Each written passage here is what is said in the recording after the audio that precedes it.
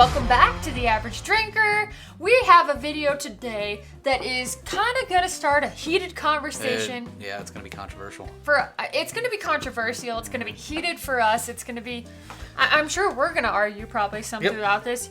It's a hot topic that people like to fight about every single day on all over the internet, all over, like, even our friends, like, people will argue about this. And that is, how much should you spend on whiskey?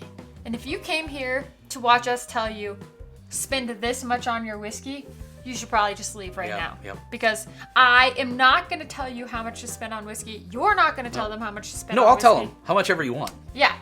End of story. Done. End Video of day. done.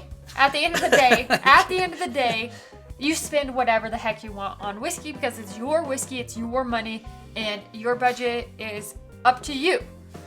Like, it's all about perspective, and we all need to remember and have perspective on, we're all different people. We have all different budgets, we have all different money, we come from all different walks of life, and the whiskey community is great for that. We can celebrate that and enjoy it and share each other's whiskey. So, she's just kind of going all over the place, which this video is going to be all over the place, I'll tell you that. I get fired up. I got to bring out my guns. So, kind of like one of the first things, and we have a list of 5-6 different things we want to cover, and there could be more. This video could be 10 minutes, it could be 30 minutes. We're just going to find out as we record it. But first one is personal budgets, setting budgets on what you have to spend. So based on your income and what you can do, set a budget for what you can spend on whiskey. We have a budget on what we can spend, and we try to stick to that. Are there some months we go over? Yes. Are there some months we go under? Yes. But it all evens out in the end. But we have a budget we would like to spend and don't want to spend more than that if possible. For sure. Now, I know some people have an unlimited budget when it comes to whiskey, and that's fine too.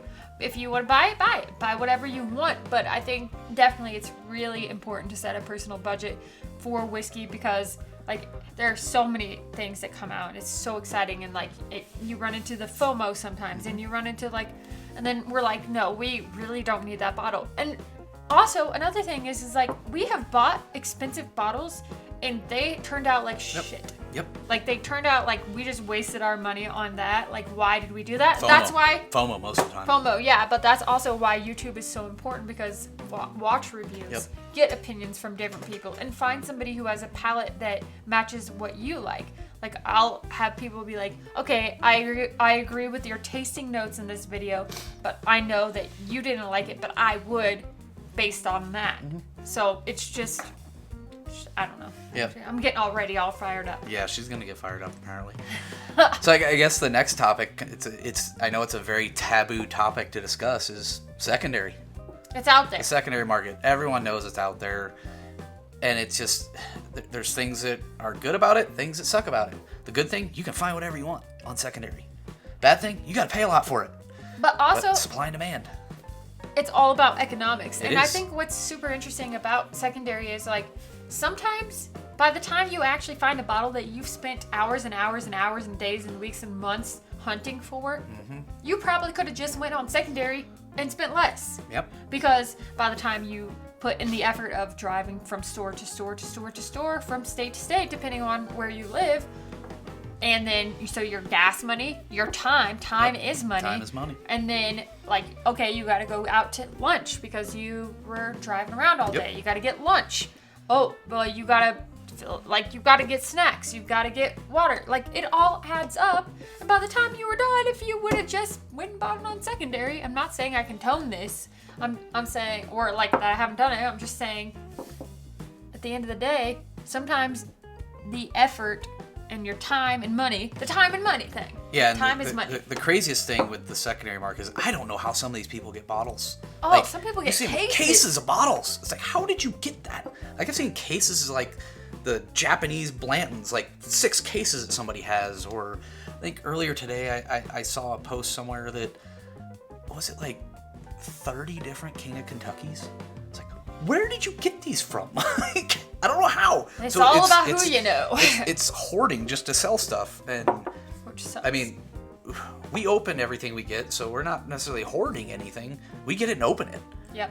I think sometimes we'll buy backup bottles of things. Yeah, if we really like something, we'll buy a backup of something. Like there was a bottle I just opened this past weekend. The Kentucky Al Batch 3, I think, was the longest bottle that sat in this house without being opened. It sat here for like 3 or 4 months. The rye. Yeah, Kentucky Al Batch 3 rye. Spilled on myself. Just hadn't opened it, and I was like, I'm gonna open this tonight. Because we hadn't opened, we just hadn't got to it. So we had so many other things that we got, but that's like the longest we've ever really went without opening something. Yep. So yeah. I don't know. That's our kind of little rant and topic on secondary. I don't think it's bad. I don't think secondary is bad, but I also here's where I was going with this. Yep. I lost train of thought. This is where my squirrel mind comes in to play. But economics, right? Supply, demand. And what stresses me out the most about secondary is that are we, by going on secondary and buying things, not saying we, but I'm saying overall, the whiskey community, are we causing prices to go up? Probably yes, because there's so many people that want whiskey now. Whiskey has become a huge thing. Whiskey is becoming a booming industry. Yep, there's nothing you can do about it. No, but it's like the more we want it, the higher prices are going to go. But if we're saying we're willing to pay this on secondary, is that just going to continue to make prices go up? Like our price is going to continue to rise because of that? Well, usually what happens is they kind of start out high and then start going lower. Like right when something first gets released, it's $2,000 and then it starts dropping, and all of a sudden you're finding it for $750, which is still high, but that's just a random example. But so it really it's supply and demand. It's economics. It is. So. I just don't know if I remember spending, like $50 on a bottle on average, and then all of a sudden it's like the average for a bottle is like $100. Yeah. So it's just the market on what it is. So kinda. Yeah. Well, then it's just what was it? Wild Turkey over the past couple of years is their Master's Keep has kept going. I think it was like 150, then like 175, then 200. And I think the new one coming out, Voyage, this year is 275. So it's really just same thing. Russell's economics. 13. Yep. Like last year's Russell's 13, it was like $80, $90, and that's this year, we're talking retail now. Retail. Now it's $150, right? Retail. Yep. Crazy. But then you also get into the aspect, and this topic we don't have on here, just popped in my head. Is when you start getting to some of the barrel finishes on things. So this isn't a secondary thing. This is just how much you're having to pay because of the secondary finishes, the Amburanas, the ports, the sherries. It costs distillers a lot of money. It costs distillers a lot of money to get some of these barrels and finish the whiskey in them. Plus, the whiskey, depending on how old it is, you're paying taxes on it. Yep. So it's just that's why it starts driving up the price, and that's why a lot of new distillers, craft distilleries, are trying to release their stuff earlier. Is because they can start making money on it. Release it earlier, or they're making vodka or gins or things like that they can like bring in a little revenue at first and then do these other things, or like they're contract distilling from other places too. And there's a lot to think about when it comes to how much that bottle of like Russell's, granted this is a heritage distillery, costs versus a bottle of Frey Ranch. That's just a bottle I see over there.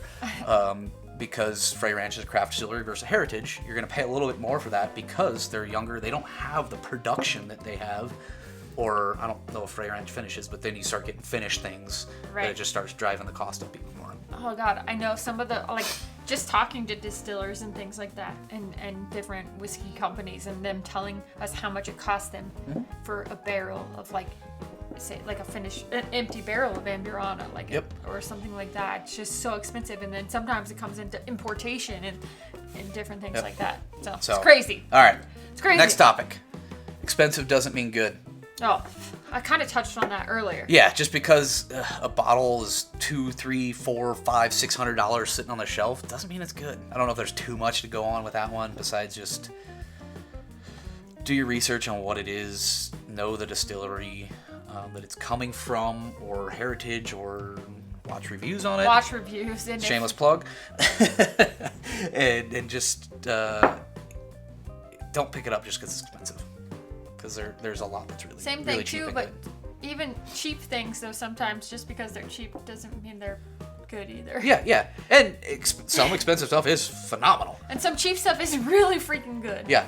Which actually leads me into the next one is celebration. Like a bottle you're going to buy for celebrating something versus a daily drinker.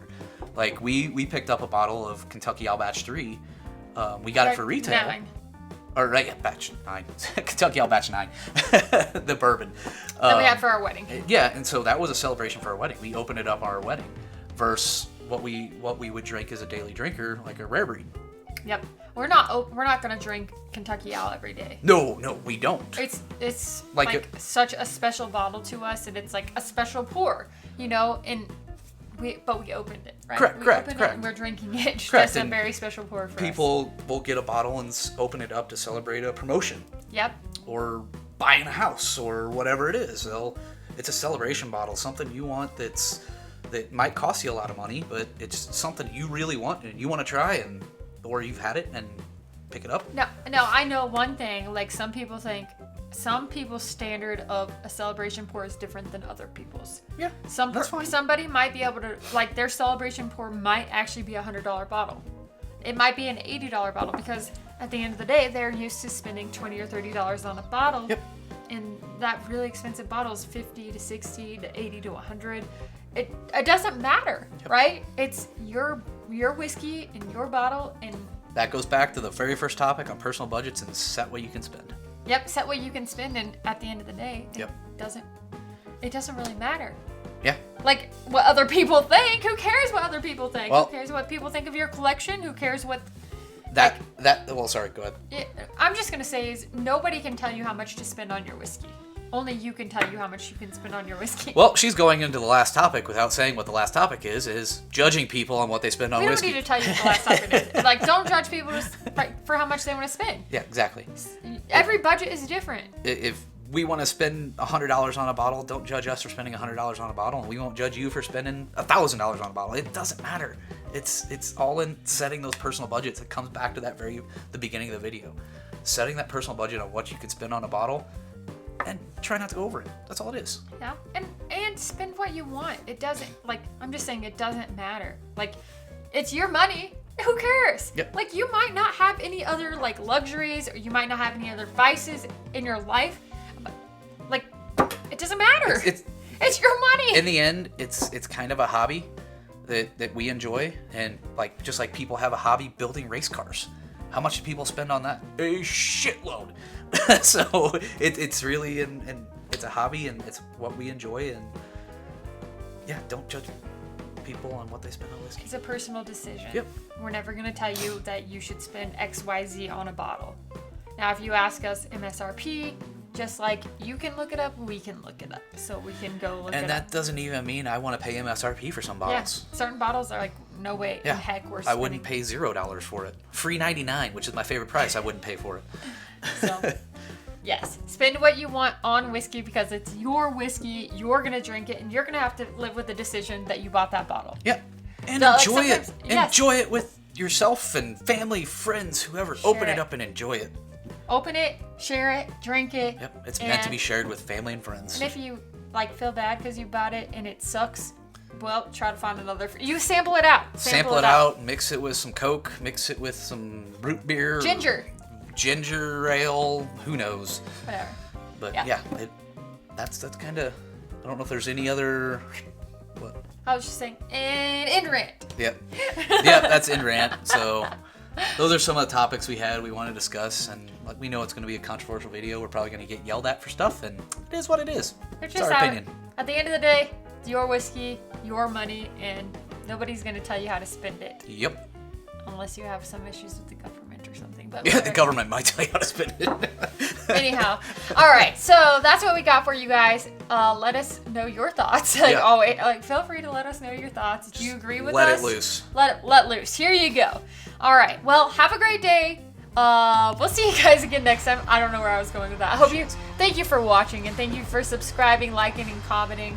You guys do make this journey possible. So cheers to you. Cheers at the end of the video. Have a great day, guys.